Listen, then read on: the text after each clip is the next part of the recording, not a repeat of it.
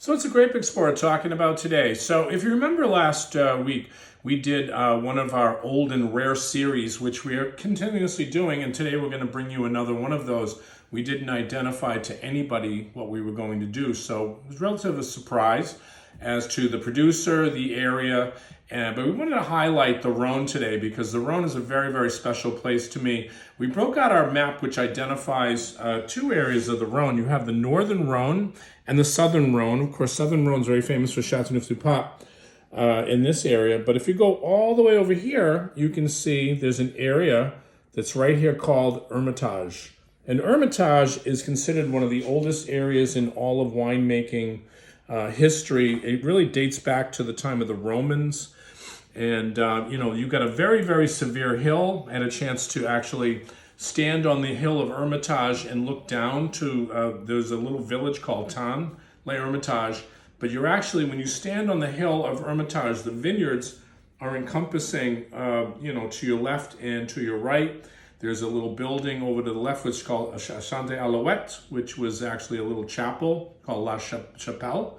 And then over on the right, you can see also some other vineyards too, but very, very steep vineyards. And the Romans were very clever as to the way that they planted vineyards. Of course, they were always looking for an east and west exposure, which is exactly what you have there.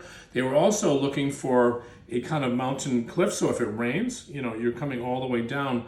And this soil is very, very interesting. We had a chance to talk about that, but guess what? We broke out today a wine which is considered one of the finest estates in all of the Rhone Valley, and it's Chave. This is actually a 67 Hermitage. 67. Boy, that's quite a sight to see a wine of this caliber in this age. You can see this little trick that we had here, because if you remember our last old and rare, we did pull a Burgundy cork, and that came out relatively easy. This, a little different. So we had to work a little bit of our magic today. We used an asso. If you've never seen this before, it's got two prongs on it.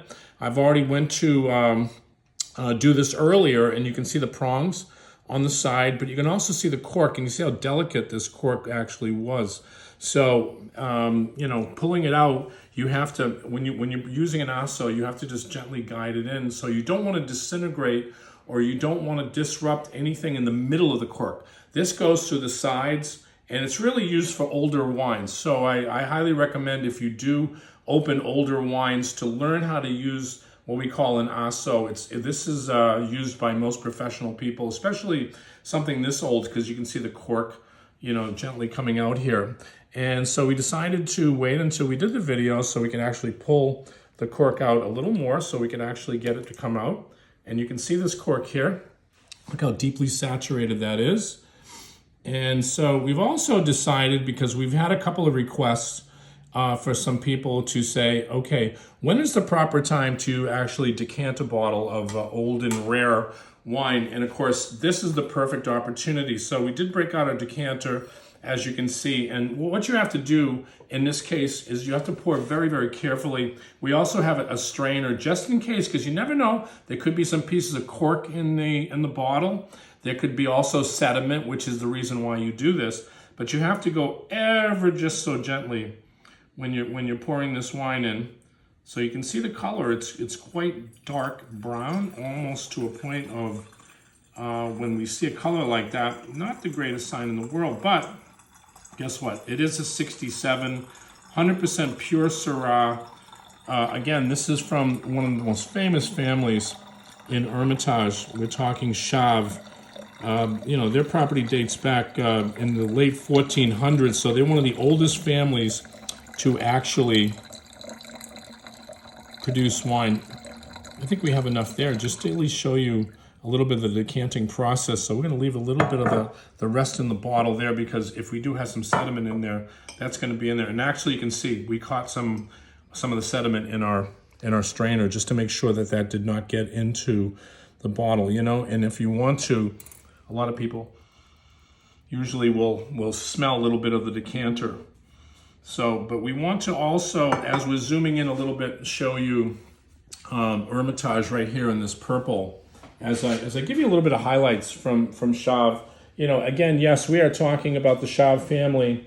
They're dating back to 1481, one of the oldest names in the wine world. They've been producing wines since this 1481. They actually put that on their labels. But the Chave family began buying land on the hill of Corton in 1865. Think about that. They bought it at the end of the Civil War, and they made the move to Hermitage following the attack of phylloxera that struck most of Europe in the late 1900s.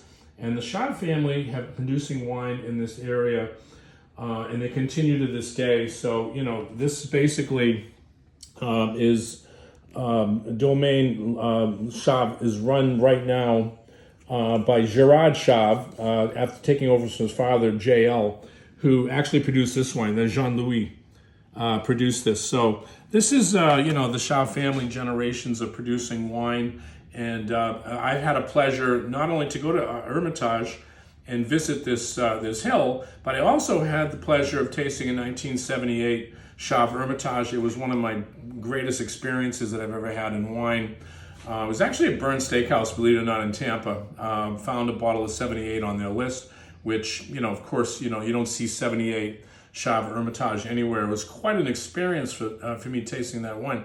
But this, on the other hand, we wanted to at least show you old and rare. 67 is a 4-star vintage. When you look up Michael Broadbent's book, he lists it as a 4-star vintage. So we're just going to pour a little bit slowly into this glass here. And you can see that the color has turned a little bit. It's not always a good sign when you see some of this color like this, but at the same time, we're not going to dissuade that from our viewpoint. Again, we want to taste older wines.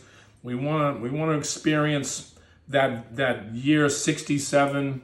I was a young boy in 67, so 67 Montreal, that was the World's Fair. Think about just all the wonderful things in 67. So, well, you get a lot of dried fruits. Obviously, you're going to get this, if you want to call it that, medicinal kind of secondary flavor, of the wine. This is quite a treat because, again, if you've never had old wines, you never really look at it from a negative standpoint. You always look at it from a historical perspective, and I think that that's the most important thing that we look at. But I'm getting a lot of cedar. I'm getting a lot of, again, dried fruits almost to a point. Again, the 100% Syrah, so that's going to give you a lot of that kind of dried, figs, because it's a little, if you want to say, a little warm in this area, obviously of France. So you're going to get a lot more dried fruits because of that harvesting. And of course, this was all harvested by hand. There was no machine equipment. When you're harvesting vineyards and they're that severely sloped, it's all done by hand. And if you look down, I have no idea how these people pick their grapes. But yeah, this is, it's really interesting now because now a little more of that terroir is starting to come out of the nose. Remember now, this is 67. It's been trapped in this bottle for how many years? And, you need to get a little more, if you want to say it, to breathe a little bit more. That's why the decanter, that's a great idea, because you never really want to pour a bottle like this out into a glass until you've done all of what I showed you that you really have to do. You have to make sure that you use a strainer. You have to really make sure you do it very, very slowly. You don't want, it's a very fragile wine at this stage of the game. Probably, it's probably would have shown better maybe 20 years ago, but that doesn't matter because we're still experiencing. Again, you're not going to find 67 Chave Hermitage, anywhere. It doesn't really exist. And now we'll taste a little bit of this wine.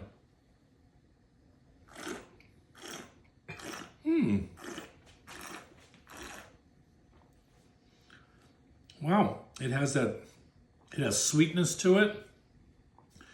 It has a little bit of that, if you want to say, medicinal note in the back, which, again, that might not please everybody. I've had so many older Burgundies that I kind of would put that kind of thought into, that you would taste an older Burgundy. I've actually seen older Burgundies that have the same kind of color to it.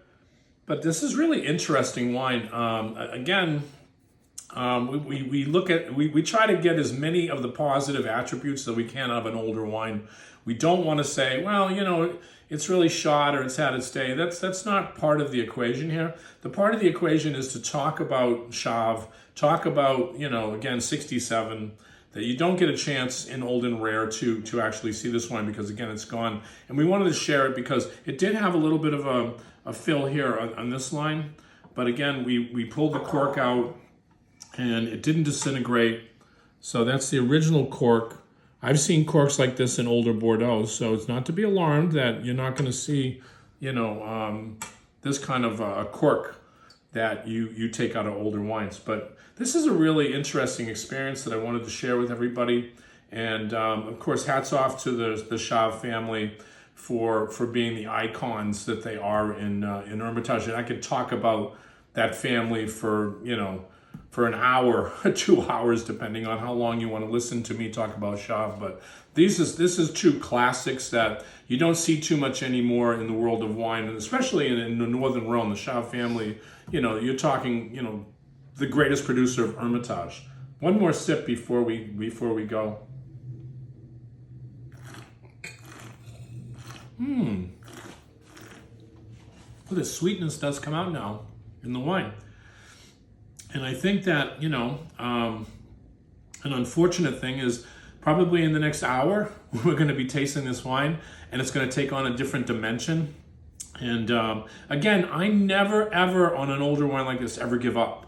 I always try to find, again, the positive attributes that the wine have. You can start out having negative thoughts on an older wine, but you have to give it a chance. If I've ever seen anything on older wines, give it a chance, let it breathe out a little bit.